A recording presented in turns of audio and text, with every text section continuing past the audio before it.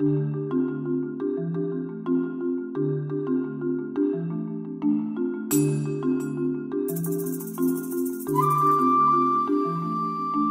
became passionate about comparative religions. The issue about comparative religions for me is not that I'm interested in religions per se, but like poetry. My three great loves are poetry, comparative religions and painting, obviously.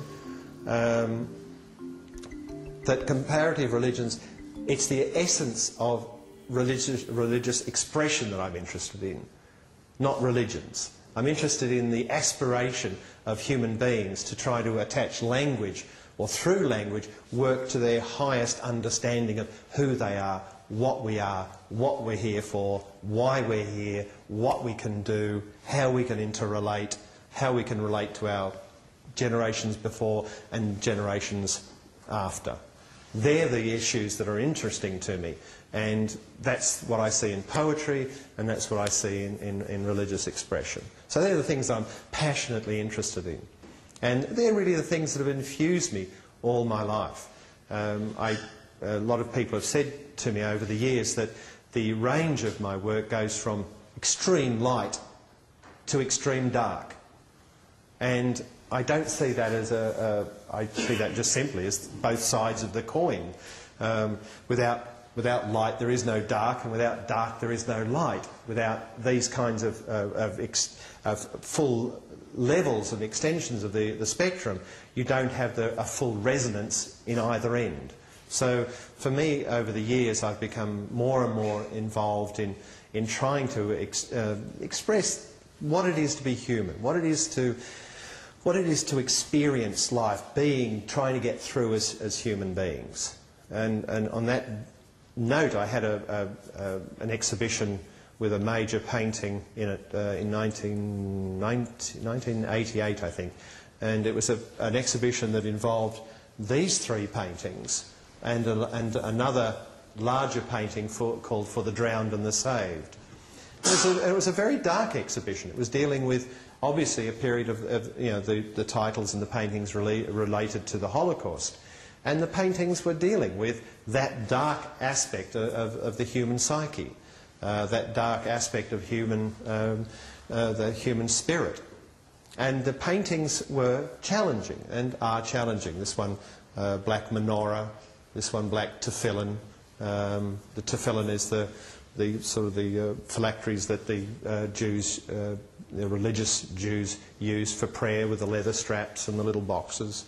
And this one, the menorah, the candelabra, and this one, a family, the elements of a family. And I had this exhibition, and I thought it was going to be a very difficult exhibition. I assumed it would be a very slow exhibition for the gallery. But halfway through the show, I went in and spoke. It was in a private gallery in Melbourne called Realities. And halfway through the show, I went in and I spoke to the people who owned the gallery, and she said, look, this has been the most popular show we've had. We've had more foot traffic through for this show than any show we've ever put up. And it just reaffirmed for me my belief and faith in people, that people want to deal with complex issues, want to deal with difficult issues, don't want mush, really do want something that's challenging and helps understand who we are. And when we were there that day, I looked across and there was a woman I knew who was standing in front of For the Drowned and the Saved painting. And that painting was like 3 metres by 6 metres. So this woman standing in front of it was like in this cosmos of the painting. And I went across, and she had tears running down her face. And I said to her, Helen, does this painting disturb you? Does it distress you? And she wasn't a Jewish woman. She said to me, she said, no. She said, this painting is what it's like for all of us, just trying to get through. And I went home to Lily that night and said, you know, I can really retire now. I'm never going to get a better reaction to a painting than that. And I'm probably never going to paint a painting that elicits that kind of reaction from a viewer. If I can touch somebody on that very, very elemental core of what it is to be and to exist, then I've done my job.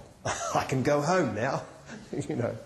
The truth is, of course, we continue on and we do other paintings, and along the way, occasionally you hit a point where you realise that you are conveying what you want to convey, and you are moving people in the way you hope to be able to communicate.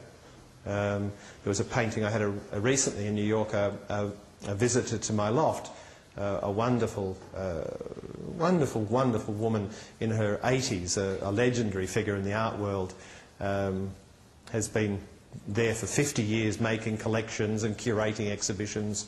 And she came to the studio, and she'd been 10 years earlier, and she came about 3 weeks before we left, and we were looking at different paintings, and I brought out a painting, and it was one of the Donna Novus Pacem series. And I put it out, and I was just about to start speaking about it with her, and she said, "Don't talk about it." And she, again, welled up with tears, and she just looked at it, and she said, "This moves me so much." And she said, "But before you speak about it, I'll tell you why." And she said she'd just been to Berlin and been to the Eisenman new memorial to the dead, the Jewish dead, in Berlin. And it's thousands of stelae with undulating surfaces at varying levels, so it undulates across this field, almost like spirits undulating across this field. And she said, "I had exactly the same feeling looking at this painting as I did looking at that, being in that situation." And so she said, "Now tell me about the painting." So I said, "Well, the painting I had this image in my mind," or no, I didn't have an image, I had this theme in my mind that I wanted to paint a painting that was like a group portrait of souls that had sought and found some sense of repose, some sense of peace. And I said, you know, I'd painted many pictures where there were souls that were obviously distressed, that were struggling. So I finally wanted to paint a painting that the souls had some kind of peace. And, you know, it's a lovely thing, not immediately apparent what the image should be. So it took me about 18 months of experiment and hundreds of drawings and gouaches and pieces till I finally got to the image of Donna Novus Pacem.